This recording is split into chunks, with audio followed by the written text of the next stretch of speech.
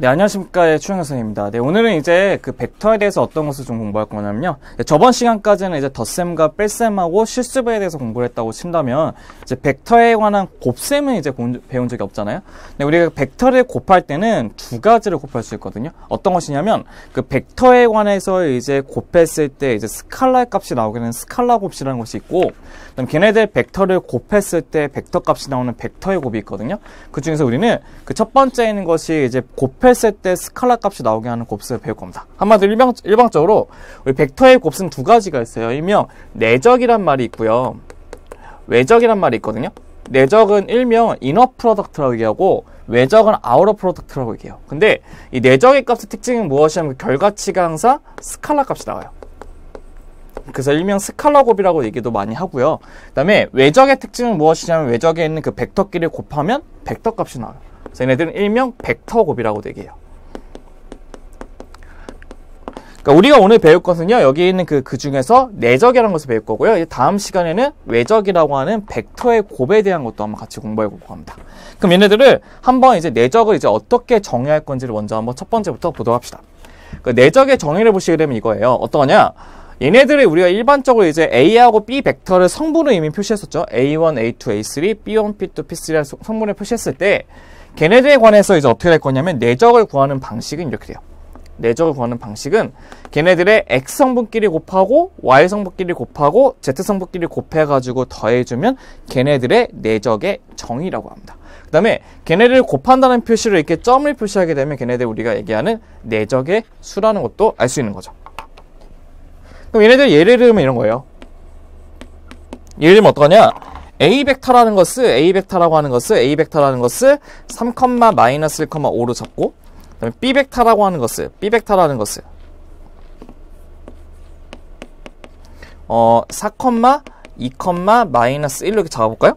그러니까 우리가 원하는 A 벡터하고 B 벡터의 내적은 어떻게 구할 것이냐면 걔네들의 X끼리 먼저 곱하는 거예요. 그럼 3, 4, 12가 될 것이고 Y끼리 곱하면 마이너스 2, 마이너스 5가 되니까 답은 5가 된다는 게 우리가 원하는 내적의 곱이 된다는 겁니다. 그렇기 때문에 얘네들은 내적을 곱하게 되면 항상 그 결과치가 무슨 값이 나온다고? 그렇죠. 스칼라 값이 나온다고 했죠. 그래서 얘네들의 특징은 스칼라 값이 나온다는 것도 기억하시면 좋을 것 같습니다. 스칼라 값이 나온다는 거. 그럼 우리가 내적을 이게 뭐가 내적인지 알았으니까 이제 거기에 관한 이제 뭐를 구할 거냐면 걔네들 내적의 성질을 볼 거예요. 내적의 성질.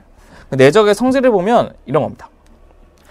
내적의 성질은 얘네들의 특징이 있는데 A하고 B하고 C의 값이 V3 즉 3차원 공간에서만 이제 정의하는 거네요. 3차원 공간에 속하는 이제 벡터라고 정했을 때 C가 스칼라 값일 때는 다음 것이 성립하는 게 우리 목적이랍니다. 첫 번째 보시면 이겁니다. A하고 A 동일한 벡터를 두 개를 내적하게 되면 그 벡터의 크기의 제곱과 똑같고 교환법 성립하고요.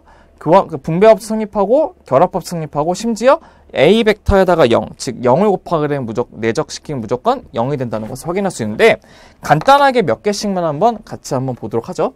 그러니까 우리는 A 벡터를 뭘로 잡냐? V3이기 때문에 A1하고 A2하고 A3를 잡고 그다음에 B 벡터를 우리가 뭘로 잡을 거냐면 B1하고 B2하고 B3를 잡는다는 것이 우리의 목적이랍니다. 맞죠? 첫 번째부터 보시게 되면 1번은 이런 거예요. 1번은 A 벡터하고 내적하고 A 벡터의 내적을 시킬 건데 똑같은 거 두 개 곱하는 거죠. 그럼 어떻게 하는 거죠? A1의 제곱, A2의 제곱, A3의 제곱 이렇게 되죠. 얘는 마치 뭐가 똑같아요? A 벡터의 크기의 제곱하고 똑같게 되죠. 1번은 이런 식으로 되게 간단하게 증명할 수 있고요. 두 번째, 2번은 이런 식으로 증명할 수 있어요. A 벡터하고 B 벡터의 내적은 뭐가 되냐? A 벡터하고 B 벡터의 내적은요. A1, B1 플러스 A2, B2 그 다음에 플러스 A3, B3가 돼요. 두 번째는 B 벡터, A 벡터를 정의해 볼게요. B 벡터하고 A 벡터의 크기 정의하면 얘는 B1, A1 B2, A2 B3, A3를 정의할 수 있는 거죠. 맞죠? 이런 식으로 A, B의 내적하고 B의 내적이 같다는 것도 정의할 수 있어요. 그래서 우리는 이런 식으로 다 성분을 갖다 집어넣게 되면 저기 5가지 성분이 다 성립한다는 것을 쉽게 알 수가 있다는 겁니다. 그래서 한번 해보시는 게 좋을 것 같아요. 얘네들은. 그러면 우리가 얘네들의 내적을 그럼 이제 어떤 식으로 또 새롭게 표현할 수도 있거든요. 그 내적을 새롭게 표현하는 방식들을 배울 건데 그거를 배워야지만 여러분들의 내적이 어떤 것인지 좀 더 이해할 수가 좀 있어요. 그래서 한번 보게 되면 세 번째는 내적의 표현 방식이 있습니다. 얘 좀 지워볼게요. 일명 내적의 표현 방식 중에 어떤 거냐면 이제 각을 이용해서 표현하는 방식이 되는데 걔네들 A하고 B 사이의 각을 세타라고 잡을게요. 그래서 무슨 뜻이냐면 얘네들이 이렇게 했을 때 이런 식으로 가는 벡터를 그러니까 A 벡터 한마디로 O하고 A로 가겠죠? 그다음에 이렇게 가는 벡터를 뭐로 잡냐면 B로 잡을게요. 이게 B 벡터 되겠죠? 그랬을 때 걔네들에 있는 각도 여기를 세타로 잡을게요.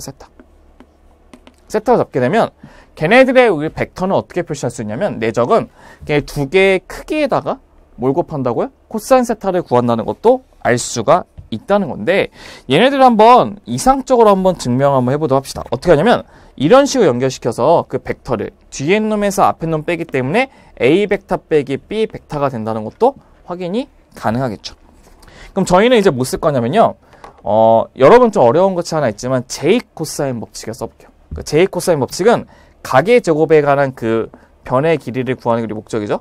AB 벡터의 크기의 제곱은 OA 벡터의 크기의 제곱 플러스 OB 벡터의 크기의 제곱에다가 마이너스 2의 OA 벡터의 크기, OB 벡터의 크기를 붙이시고 코사인의 세타를 고치시는 게 우리의 목적이 되는 거죠.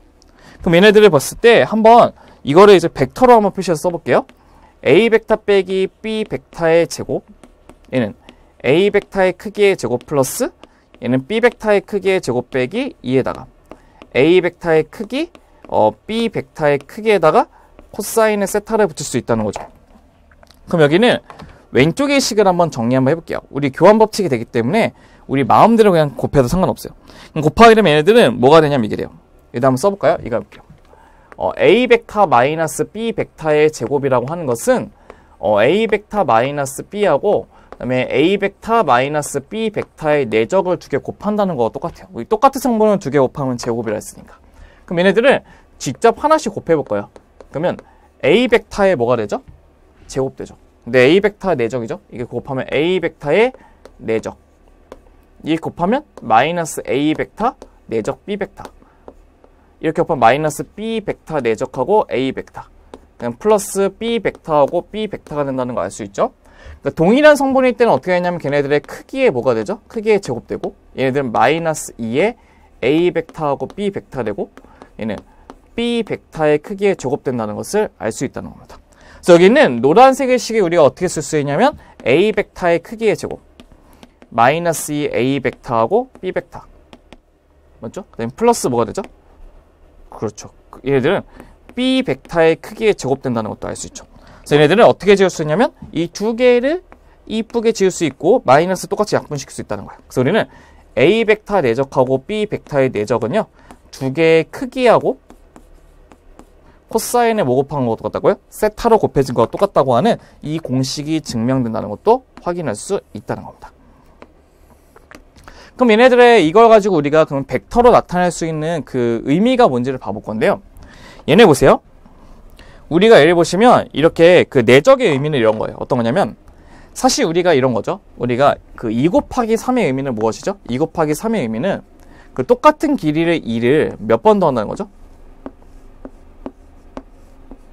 3번 더한다는 거죠. 맞죠? 근데 걔네들 물어볼게요. 얘네들의 길이를 더할 때는요. 그 더할 때는 어떤 방향에서만 더할 수가 있는 거죠? 같은 방향에서만 더할 수가 있는 거죠. 그래서 걔네들 3개를 곱하게 되면 2 곱하기 3이 되는 거죠. 3개 더하게 되면. 그럼 얘네 보시면 이거예요. 얘네 보시면 여기 있는 길이는 절대값 A가 되는 거 알고 있죠?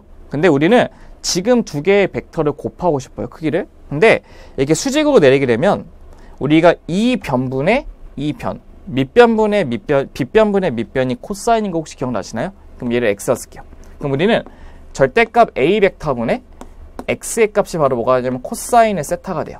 그럼 우리는 X의 값은 뭐가 되냐면 절대값 A 벡터에다가 코사인의 세타가 된다는 것을 알 수 있죠. 그래서 여기는 이쪽부터 이쪽까지의 길이가 절대값 A 벡터의 코사인 세타가 돼요. 맞죠? 그 다음에 여기 있는 OA의 B의 길이는 이거 두 개가 되는 거죠. 맞죠? 맞죠? 그 우리는 이제 이쪽 길이하고 이쪽 길이의 곱을 구하고 싶은 거예요. 그 이제 방향은 같기 때문에 그냥 두 개를 곱해서 우리는 A하고 A 코사인 세타하고 B에 대한 크기만 두 개 곱해가지고 내적의 값을 구할 수 있다는 거예요. 한마디로 우리의 내적의 의미는 무엇이냐면요. 두 벡터에 관한 그 크기의 곱이라고 생각하시면 됩니다. 그 두 벡터의 크기의 곱. 그러니까 그 두 벡터의 크기의 곱인데 그 두 벡터의 크기의 곱을 곱하기 위해서는 방향을 같게 만드니까 이 A 벡터를 코사인 세타를 이용해서 얘네들 밑으로 만들어주시고, 그 다음에 얘네 두 개의 곱을 이용해서 우리는 그 두 벡터의 크기의 곱을 구할 수 있다는 거죠. 그렇기 때문에 얘네들은 내적을 스칼라의 곱이라고 얘기합니다.